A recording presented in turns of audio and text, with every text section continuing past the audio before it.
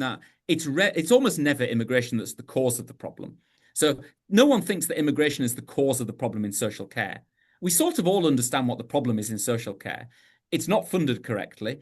It's really badly paid work for what is really hard work.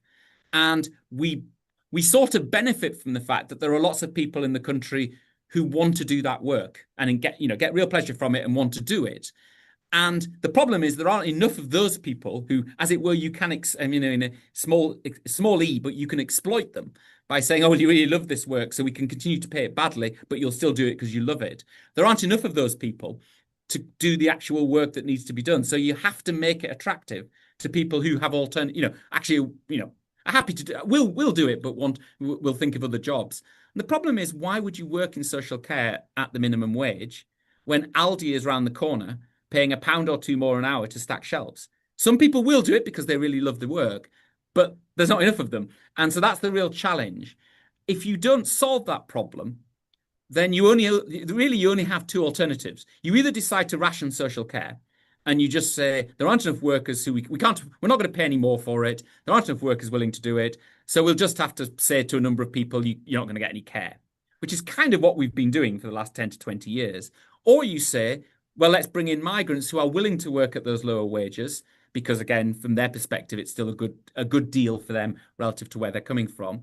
And essentially take advantage of the fact that we can bring in those workers on lower wages. The problem with that is that those workers, there are two problems with that. One is that that might still be quite fiscally costly to the UK. And so particularly if you let them bring dependents with them, you've got to think about that. You've got to think about the fact that if you're a care worker coming in, you're bringing 2 or 3 kids with you, that's really costly for that's costly for the exchequer. And you should incorporate that. And it's almost certainly the case that if you just paid care workers better, that would be a better way to solve that problem than the roundabout way we do it. And the other problem, which is a really serious problem, is that in general, after 5 years, if you're a care worker, you can apply for indefinite leave to remain, settle in the UK, and then you don't have to work in care at all. You can work anywhere you want. And the problem is, at that point, why would we expect migrants to do something different than British people are doing? So why would they not go and work for Aldi at £2 extra an hour? The reason they can't at the moment is because you're not allowed to switch to a visa with Aldi to be at Stocking Shelves because they're not allowed to use the visa system. But after they get indefinite leave to remain, they will do. So it's a short-term solution to a problem that's fundamentally about funding. And I understand why it's easier often for politicians to decide to do the easy thing that won't cost any money and seems to be costless, but it's not costless in the end, and it just puts off the basic problem.